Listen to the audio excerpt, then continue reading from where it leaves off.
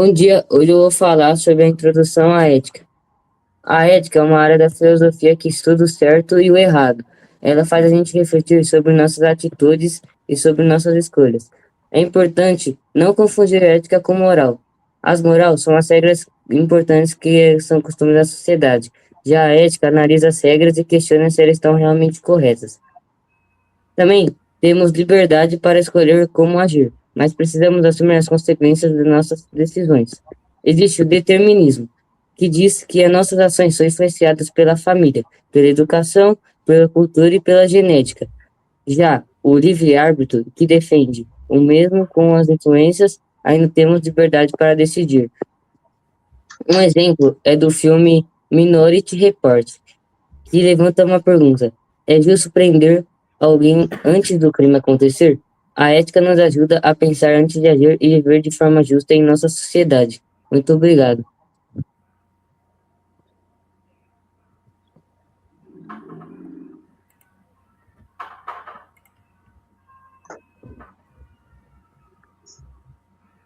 Só deu 1 minuto de novo.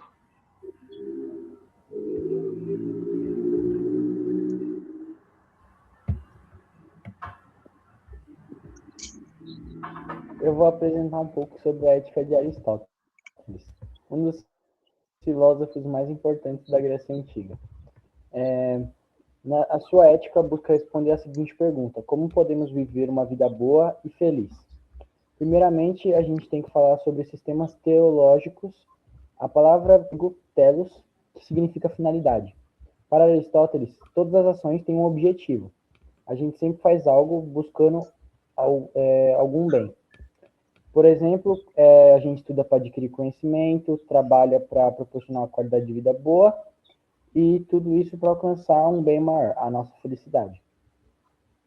Para ilustrar melhor a nossa ideia do que é, a gente pode pensar no filme A Procura da Felicidade. Nele, o protagonista passa por diversas dificuldades, mas todas as suas ações são guiadas por um objetivo maior, que é alcançar uma vida melhor para ele e seu filho. Isso se conecta diretamente com Aristóteles, pois mostra como nossas escolhas são sempre orientadas por uma finalidade, mesmo diante de vários obstáculos. Essa finalidade recebe o nome de eudainomia. Porém, para Aristóteles, a felicidade não significa sentir prazer ou ter dinheiro. Ela representa uma vida plenamente realizada, construída por meio da razão, com boas escolhas e prática das virtudes. As virtudes podem ser diversos tipos. A virtude moral, como a coragem, a justiça, a generosidade, que são para o seu desenvolvimento pessoal, e a prática e tem as virtudes intelectuais, como a sabedoria, a prudência e os desenvolvimentos da sua capacidade cognitiva. Outro conceito muito importante é a doutrina do justo meio, que também pode ser chamada de doutrina mediana. Aristóteles afirma que a virtude entre dois extremos, é o excesso e a falta. Então, o justo meio não significa exatamente no meio, mas agir de forma equilibrada e realizar as consequências. Por meio, entre a covardia e a temeridade está a coragem. Entre a avareza e o desperdício está a generosidade e o excesso de privação está a temperança. É uma das frases dele.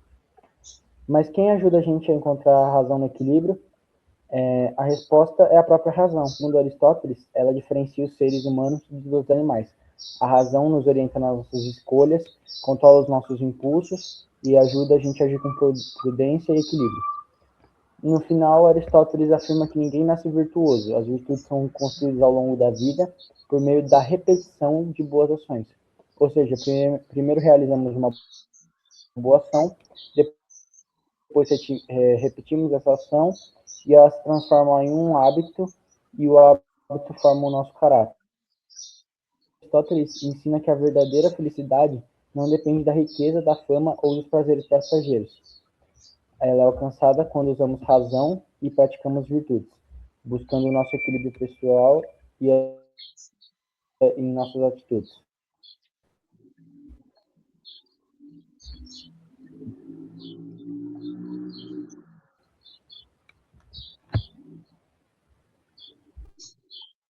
A ética estoica. A ética estoica ensina que a felicidade não depende das circunstâncias das nossas vidas, mas depende das nossas atitudes e da razão. A razão estoica fala que. Tá?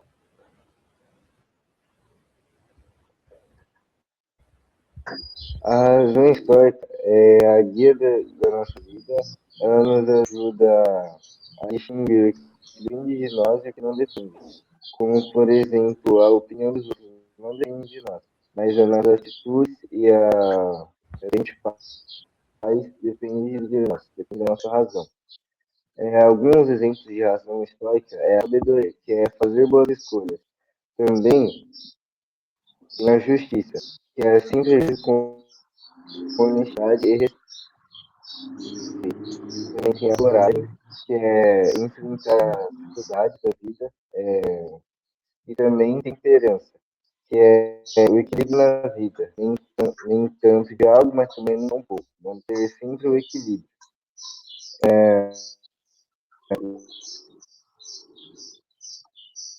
E também, o estoicismo é uma mentalidade de, tipo, tudo que não é material não existe. Mas isso não significa que eu não acredito em Deus. Eles acreditam que o próprio universo é Deus. E também eles buscam sempre o alcançar a felicidade. Peraí, que eu me organizei nessa fala. Pode trocar.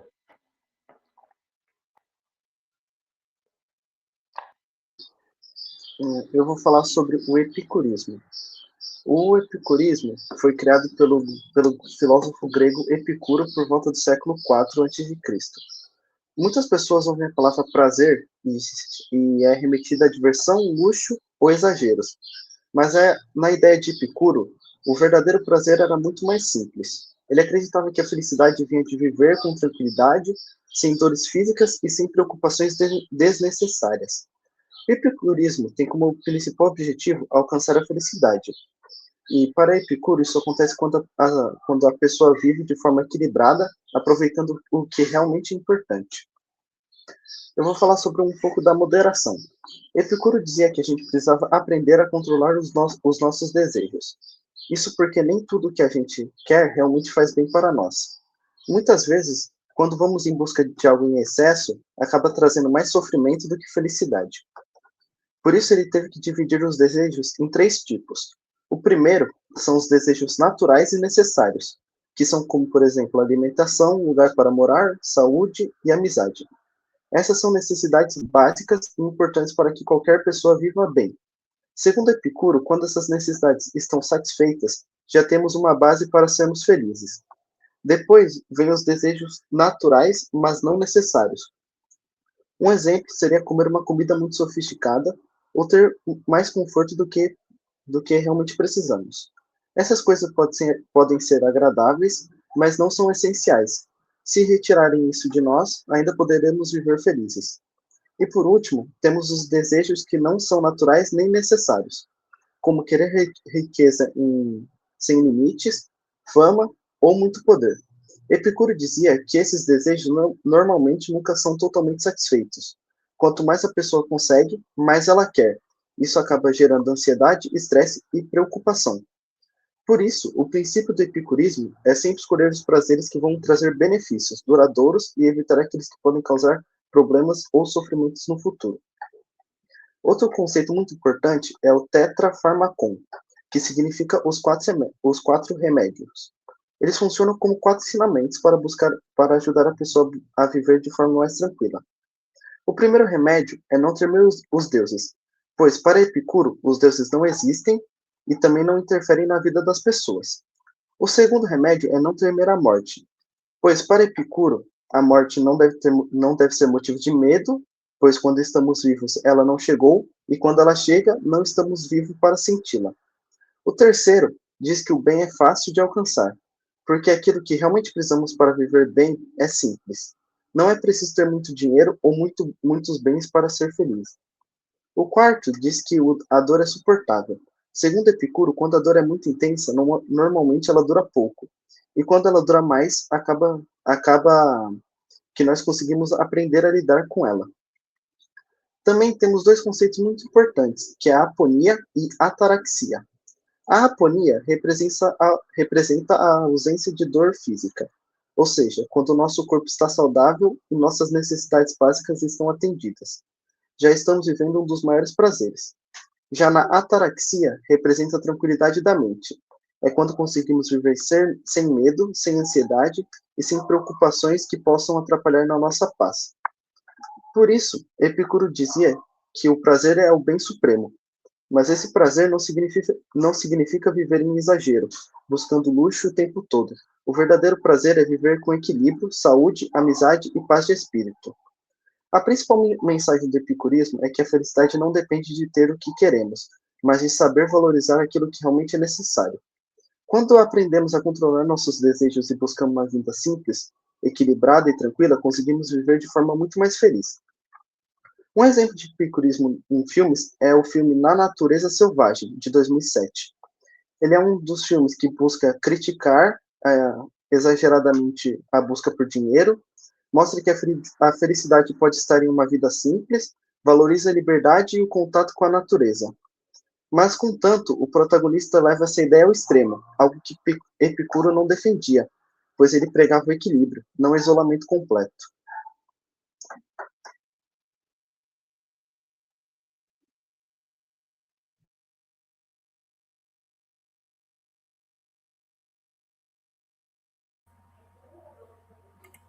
Boa tarde, eu sou o Leonardo, número 23. Eu vou falar sobre a ética do dever de Immanuel Kant. Ela foi desenvolvida pelo filósofo alemão que acreditava que a razão deveria orientar as nossas decisões morais que deveríamos tomar, sem confiarmos apenas no medo, nas recompensas ou apenas no que poderia acontecer, mas sim fazer aquilo que é certo por ser o certo, buscando seguir princípios que são corretos para a vivência na sociedade, mantendo ela saudável. O principal conceito da filosofia de Immanuel Kant era o imperativo categórico, que tinha como uma de suas principais frases: haja apenas sobre uma máxima que possa se tornar uma lei universal. Essa ideia é bem simples. A lei universal seria algo como uma lei que todos devem seguir, deve ser seguida por todos para convivência em sociedade, para uma convivência saudável. Ao essa lei universal não ser moral, ou seja, não facilitar para que fosse possível uma boa convivência, ela acabava não sendo positiva e trazendo diversos malefícios. Como um exemplo de narrativa, podemos usar a mentira. Caso a mentira fosse uma lei universal, todos mentiriam, portanto, ninguém seria confiável o bastante e todas as promessas seriam quebradas facilmente, o que tornaria inviável e insustentável a vida em sociedade. Outro importante conceito é a razão autônoma, que se trata da capacidade e dever do ser humano de tomar suas decisões por si só. Segundo Kant, uma ação se torna realmente moral quando o ser humano faz algo por ser o certo a se fazer, e não apenas por medo ou para ser recompensado. Por exemplo, quando paramos em um semáforo para podermos manter a segurança da cidade, e apenas fazemos isso para não tomar multa ou para não ser julgado por alguém, isso você não está sendo completamente moral. Mas caso você pare no semáforo e você pare porque é o certo a se fazer e você quer realmente a boa convivência e seguir essas regras, você está fazendo um dever moral, você está sendo realmente moral. Outro importante conceito é a dignidade humana, que se trata do respeito que deve ser feito e recebido pelo ser humano em todas as partes. Ao não respeitarmos, estamos desrespeitando os direitos e deveres que todos têm. De acordo com Kant, deveríamos tratar todo ser humano não como um objeto, mas sim como alguém importante, e não podemos tratar o ser humano apenas como um meio de conquistar algo ou poder sair por cima. Segundo toda a teoria de Kant, podemos concluir que Kant acreditava no bem, em conclusões, acreditava que a razão poderia ajudar a termos soluções morais e acreditava nas boas intenções. Ele confiava, não se preocupava em ensinar a ação que estava acontecendo, mas sim na intenção da ação. O que importa não é só a ação que está sendo feita, mas sim a intenção. Se você faz uma boa ação com a intenção apenas de ser recompensado, você não é moral. E se você faz uma boa ação com boas intenções, você está sendo realmente moral. Obrigado pela atenção.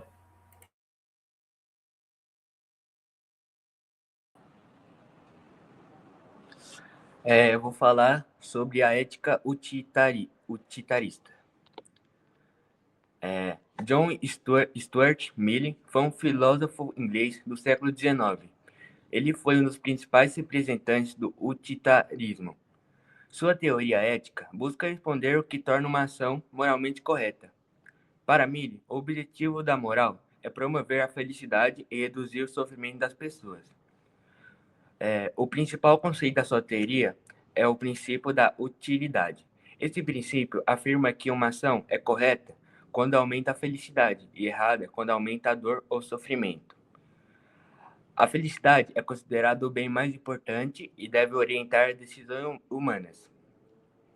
A ética de Mill também é consequencialista, porque o valor moral de uma ação depende de suas consequências.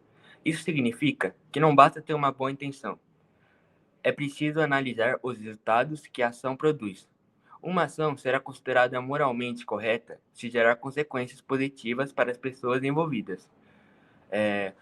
Outro ponto fundamental é o bem-estar coletivo. Mill defende que devemos buscar a maior felicidade para o maior número de pessoas. As decisões morais devem levar em conta o impacto sobre a sociedade como um todo, priorizando o interesse coletivo quando isso aumenta o bem-estar geral de todas as pessoas. Além disso, o Mill desenvolveu a ideia do hedonismo qualitativo. Para ele, existem prazeres de qualidades diferentes. Os prazeres intelectuais, morais e culturais, como estudar, ler, criar arte ou agir com a justiça, são superiores aos prazeres apenas físicos ou imediatos. Por isso, uma vida dedicada ao desenvolvimento intelectual e moral possui maior valor. Um exemplo simples seria escolher uma ação que beneficie uma comunidade inteira, ao todo, mesmo que exija um esforço pessoal. Essa escolha pode gerar mais felicidade coletiva e, portanto, seria considerada moralmente correta, segundo o utilitarismo. Em resumo, a ética utilitarista de John Stuart Mill afirma que devemos agir de maneira que produza as melhores consequências possíveis, aumentando a felicidade do maior número de pessoas e comunidades, e valorizando os prazeres superiores ligados ao desenvolvimento. Obrigado pela atenção. Muito obrigado.